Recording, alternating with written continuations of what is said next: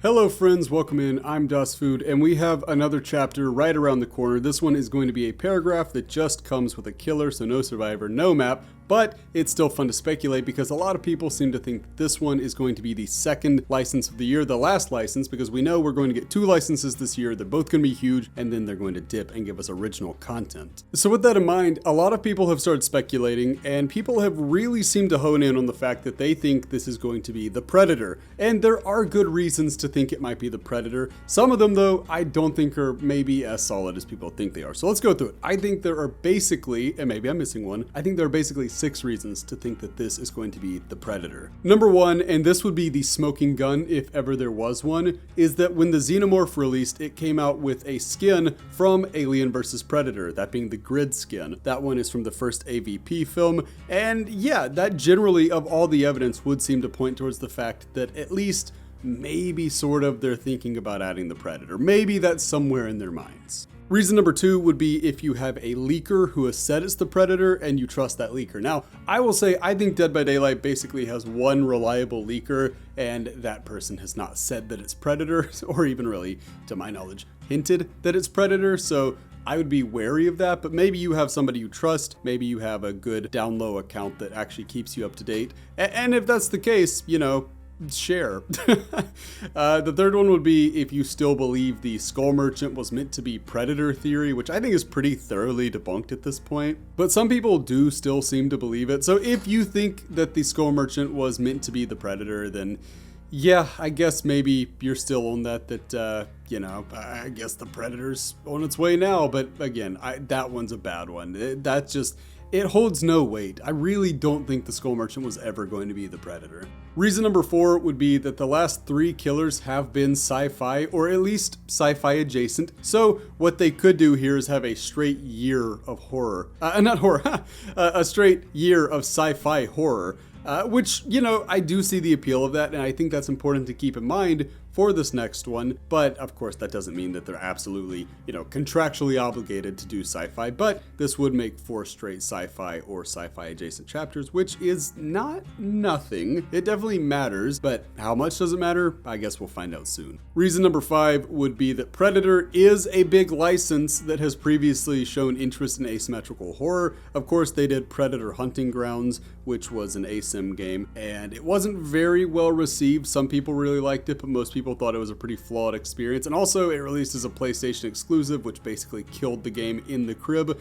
So, you know, maybe they want to take another crack at it, get some of that sweet, sweet asym horror money, and this time they want to do it by essentially signing not with an independent promotion, but with the WWE, right? They don't want to play in the Canadian Football League, they want to go to the NFL. They want something a little bigger this time, and that would make a certain amount of sense, especially because Predator Hunting Grounds, I believe, has shut down. In the very least, it's pretty much a dead game, so even if it hasn't officially shut down, I don't think it's a real impeding factor on the game coming to Dead by Daylight. And then lastly would be that Predator was a 20th Century Fox property, as was Alien. They've both been purchased by Disney, and we all know that Disney loves money. So don't rule it out that Disney would possibly do some kind of partnership with Dead by Daylight. And then also the fact, remember, Alien. It's also owned by Disney. Technically, the Alien Queen is in her own right a Disney princess. I think that's awesome and also tragic, but it's more funny than anything else. But yeah, okay, so Disney's clearly willing to play ball with behavior.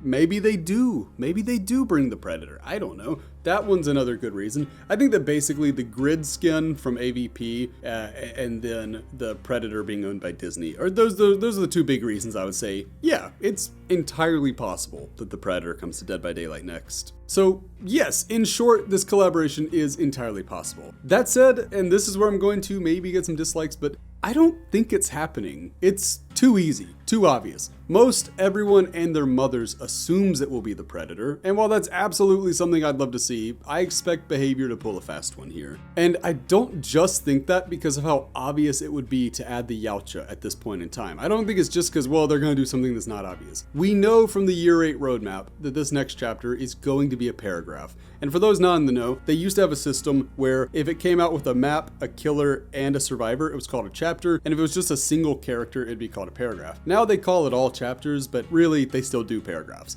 And this next one's going to be a paragraph. Just a killer, no map, no survivor. What's interesting is the one after it will just be a survivor. So interesting to see how they go about that. But anyway, it's bizarre to me because if it was going to be Predator, that leaves a giant Austrian hole in this DLC. Arnold Schwarzenegger, who, yes, I'm an absolute fanboy of, and this is well known, is an integral part of the Predator franchise. Sure, he's only been in one of the franchise's 5 films, 7 if you count AVP, which, yeah, you're allowed to.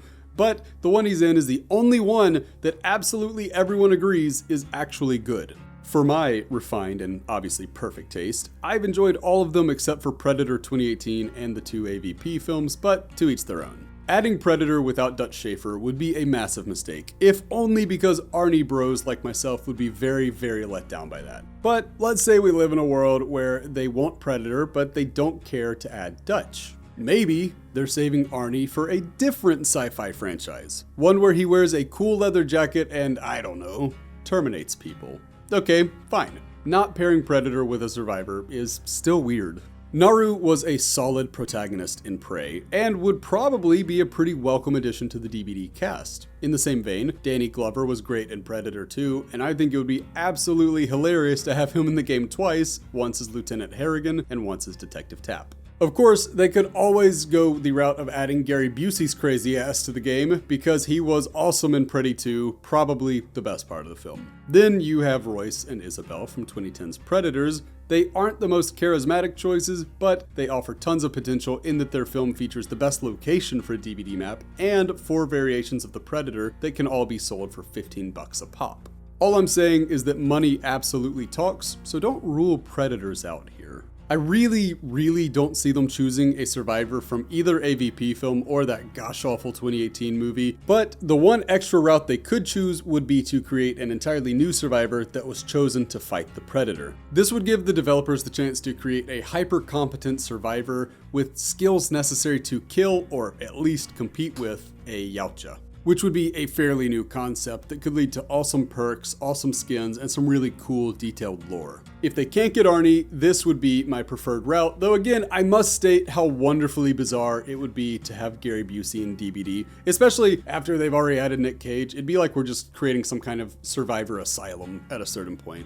As mentioned, this upcoming chapter will not have a map, which I also find strange because the settings of the Predator films tend to be something of a character themselves. Predator 1's Valverde is vibrant but deadly, like a highly venomous frog that looks nice from a distance but it kills you if you interact with it. Predator 2 took things to the concrete jungle of Los Angeles and focused much more on the city's dark underbelly rather than its influence or charm. AVP was set in a frozen pyramid, Prey in pre-colonial North America, and Predators on an alien game reserve. So all those are really cool location choices as well, though I feel like the pyramid would be absolute agony to try to loop through. All of these options make for intriguing map choices, and I'd be sad to see none of them get added to the game. While all would work fine, I would prefer Valverde or the game reserve. Valverde could be set in the Red Forest realm, while the game reserve would slide very nicely into the Devarka Deepwood realm alongside Toba Landing and the Nostromo wreckage. No matter what combination of choices they went with, there's way too much potential in a Predator chapter to just realize a third of it. They rushed the Leatherface chapter, and it's been a point of regret for a while, so it would behoove the developers to make sure they get this one right from the get-go. With that in mind, no,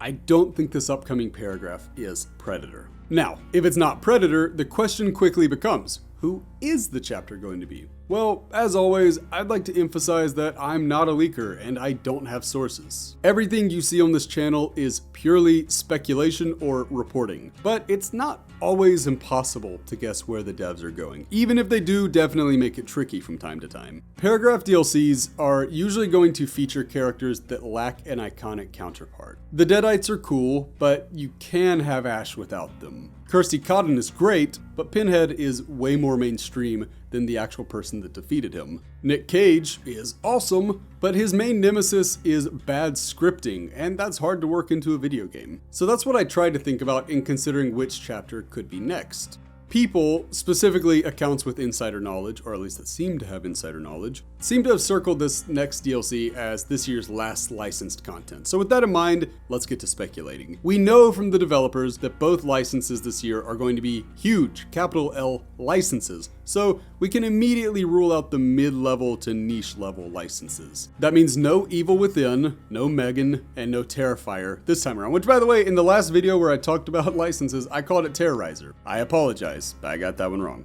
I have seen the film, I just forgot it was Terrifier, not Terrorizer. Where this gets interesting though is that most of the remaining mega licenses could easily come with or without a survivor. Jason Voorhees would make for a great killer, but does he absolutely need Tommy Jarvis? Does the T-800 need Sarah Connor? What about Pennywise? Does he need the Losers Club? We could go on and on with these types of questions for the big licenses, but let me answer those three really quickly. In short, no, Jason does not need Tommy Jarvis or any survivor. What he does need, I believe, is Camp Crystal Lake. So I don't see him joining the game via a paragraph. Jason is the main event, absolutely, but the camp is a character in and of itself and deserves to join DBD at some point. As for the T-800, I'd argue that it really does need Sarah Connor. Not only is Sarah one of the biggest badasses in sci-fi history, but the T-800's entire purpose is literally based around killing Sarah Connor, and by extension, John Connor. So not having Sarah in the game would be a real disservice not only to her character, but also to her iconic adversary. Regarding Pennywise, this one, it may surprise some, but my answer is no, he doesn't need the Losers Club. Pennywise is an ancient deity of sorts that has been preying on humanity for a ridiculously long time. Boiling his importance down to a 30-ish year window would be silly, even if he was defeated in those years. Pennywise could absolutely join the game without any of the Losers Club members, and in fact, he probably should. They don't add kids to the game, and frankly, the characters were way more interesting as kids, so I would actually be alright with no kids being added. He's not the only popular baddie who stands well enough on his own either. Jack Torrance from The Shining, Freddy Fazbear from FNAF, Patrick Bateman from American Psycho, Candyman from, oh gosh, what was it called? All right, Candyman, and the alien from The Thing all absolutely stand on their own as villains and don't have to be released with survivors. Also, just to throw in some wacky picks in there, there's been a lot of talk about Homelander from The Boys and Shao Kahn from Mortal Kombat joining the game, and while neither seems likely, I don't see either of them as needing survivors. Both would likely come with skins that let existing survivors dress up as, Liu Kang and whatnot, dress up as some of the superheroes and all that. But I don't think they would actually release with actual survivors. It'd be more like when Feng Min or however, when she dresses up as Jill Valentine or Felix Richter dresses up as, he dresses up as Chris, something like that. You could kind of get like a cosplay thing going on, but probably not the actual characters. But I'm going out on a few limbs here and now, hoping desperately not to fall, but I'm gonna say it. I don't think it will be Terminator. I don't think it will be Friday the 13th. And most notably of all, no, I don't think it will be Predator. Feel free to roast this video to hell and back in a week or so when I am proven inevitably wrong, but I've got a gut feeling about this one. I just really don't think it's going to be Predator. I think they're going to surprise us, and I think the surprise is going to be a good one. I think it's going to be cool, and I'm excited to see it. But that is all I've got for you today. I hope you enjoyed. If you did, like, subscribe. YouTube algorithm stuff. That's neat. But anyway, thank you so much for watching. Hope you're having a lovely day wherever you are, and until next video, I've been Das Food. Bye, friends. I've been dreaming on in my head like I've seen it. A life worth living is a life with meaning. I'll do what I love till my heart stops beating. I'm feeding this demon.